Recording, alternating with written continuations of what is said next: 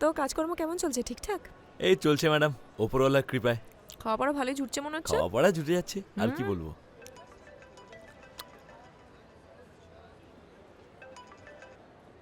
বলুন জাহাপানা, বাদীর জন্য কি আদেশ? কোথায় তুমি? বাসস্থানের ঠিকানা চান না এলাকার বর্ণনা? ইন্সপেক্টর লায়লা, প্রথম দিন এসেই কাজে ফাঁকি দিচ্ছ? প্রথম দিন সবাইকে এখানে অতিথি বলে ভাবা হয় তো। আমার কাজ তো অফিসিয়ালি 2 দিন পর থেকে শুরু হবে। তুমি আবার কিছু খাচ্ছ? আবার খাচ্ছি মানেটা কি? এই ইস্তানবুলের লোকেরা দিনে কবার খাবার খায়? আমি তো 3 বারই খাই। দেখো ইন্সপেক্টর লায়লা, মানছি তোমার ডিউটি 2 দিন পর শুরু হবে, কিন্তু আমার সঙ্গে কাজ করার নিয়মগুলো তুমি জেনে নাও। স্যার আমি না এখন সাবওয়ের দিকে যাচ্ছি, একটু পরে কল করছি, কেমন? কিছু মনে করবেন না। হ্যালো।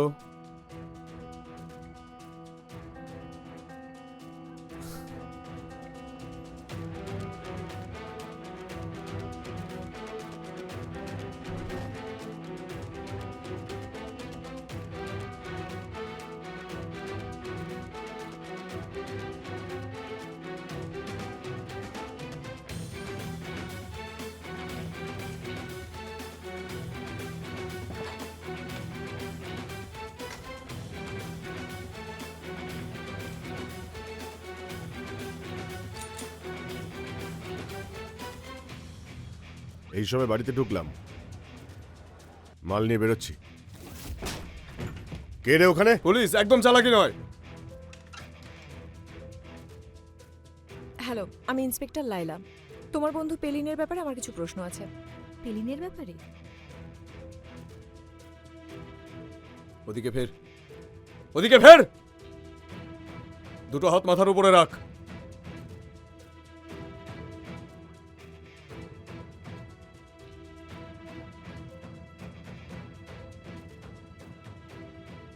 এটা কি তোর বাড়ি নাকি?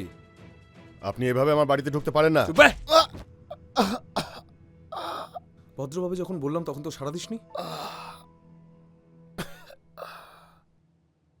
আমি তো পেলিনের সঙ্গে কথা বলি না, শুধু একসঙ্গে কাজ করতাম, এই যা। হ্যাঁ, একটা কাফেতে, আমি জানি। হ্যাঁ, ওর কাজ ছেড়ে দেওয়ার পর আর কোনোদিনও দেখা হয়নি, কথাও হয়নি। আচ্ছা, কোথাও যাচ্ছ নাকি? হ্যাঁ, আমার ফ্যামিলির সঙ্গে দেখা করতে যাচ্ছি। ভালো কথা। কোথায় থাকেন ওনারা? আঙ্কারা। এখন আমায় যেতে হবে। 1 সেকেন্ড। এটা আমার মোবাইল নাম্বার। পেলিনের কোনো খবর পেলে আমাকে জানাতে 1 সেকেন্ডও দেরি করবে না। নিশ্চয়ই। পেলিনের ভালোর জন্যই। Thank you, good night. হ্যাঁ, গুড নাইট।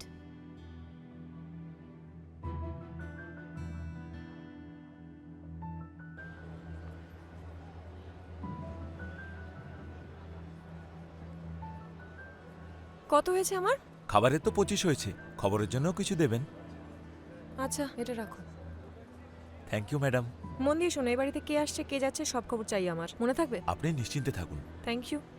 ডিলের কথা মনে রেখো। অবশ্যই মনে রাখবো।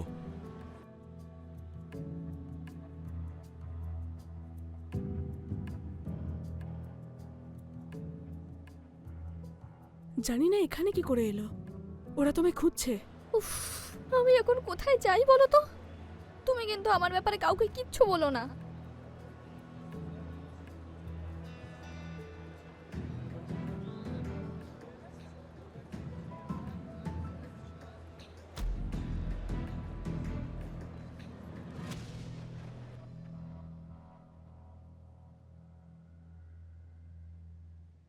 কোনো হেল্প লাগবে ম্যাডাম? না না, আমি নিজেই করে নেব। কাটলে তো আঙুলটা? না না, কিছু হয়নি।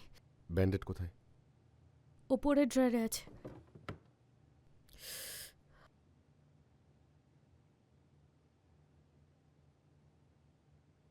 তোমার কি হয়েছে বলো তো? না, কিছু হয়নি। অন্যমনস্ক লাগছে।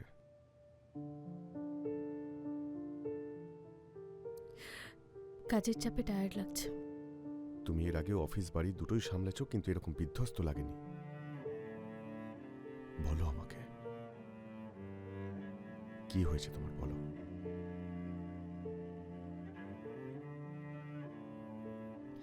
আচ্ছা শোনো না, আমরা তো অনেকবারই ঠিক করেছি নিরিবিলি কোথাও গিয়ে সেটেল করব। চলো না তাহলে এবার চলে যাই। কিন্তু করে? জানি না কি করে, কিন্তু যখনই যাব ছোট শহরে যাব, ধরো সমুদ্রের তীরে কোথাও। জেনেপ, আমার সবেমাত্র প্রমোশন হয়েছে। তোমার বোনের স্কুল, তোমার অফিস, কি করে সম্ভব? অফিসে কিছু হয়েছে? না না, এমনিই বললাম, আর কিছু না। তুমি এসব নিয়ে একদম ভেবো না। তুমি এখানে থাকো, আমি একটু বোনের কাছে যাচ্ছি।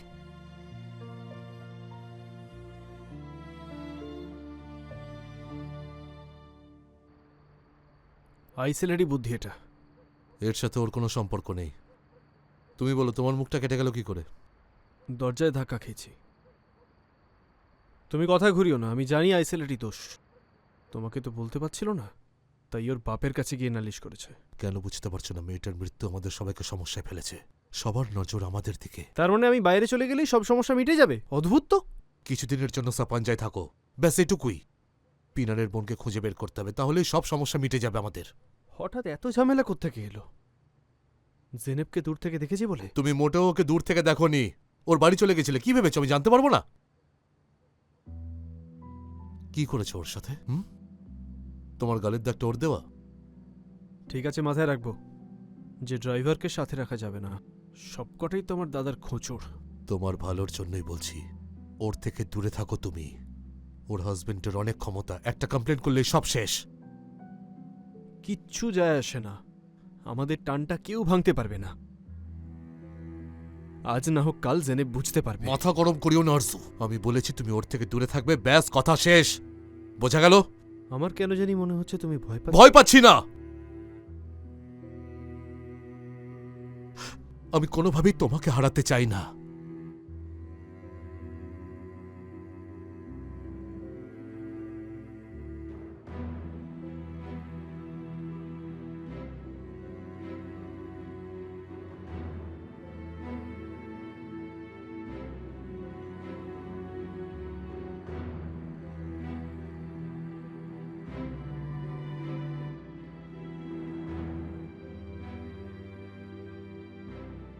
কেউ এই পেন্টিংয়ে যেটা দেখতে পায় না সেটা আমি দেখতে পাই।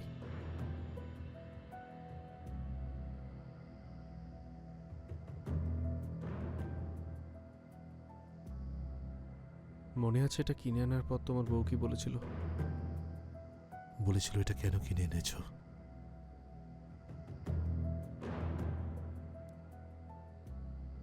শুধু আমি জানি এটা তুমি কেন কিনেছো। যাতে আমাদের শুরুটা কখনো আমরা দুভাই ভুলে না যাই। ভুল বলেছি দাদা?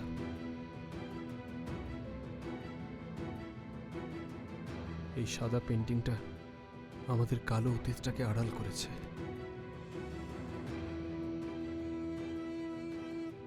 আমি তোমার জন্যই দেওয়ালে লাল রংটা ঠেকেছি।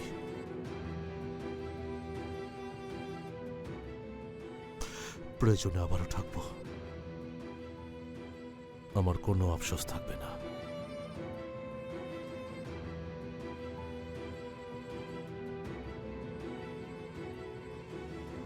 তোমার জন্য আমি গোটা পৃথিবী চালিয়ে দেব।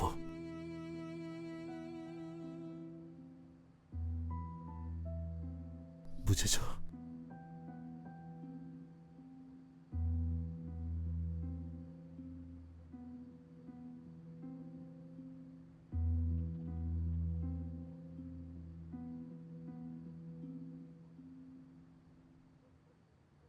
কি ব্যাপার, তুমি এখানে কি করছো?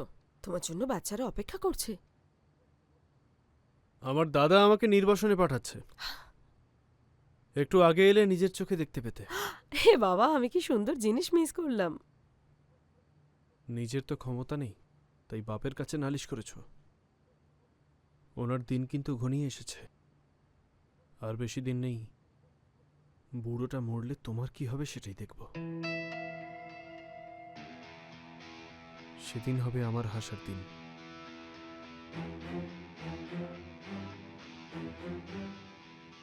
তোমার পাগল ভাইকে সামলাও, ওর এই পাগলামি আমি প্রত্যেক দিন আর বরদাস্ত করতে পারছি না।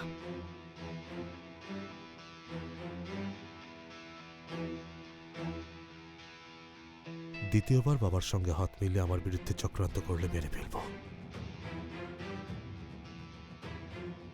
আরজু তুমি কোথায়?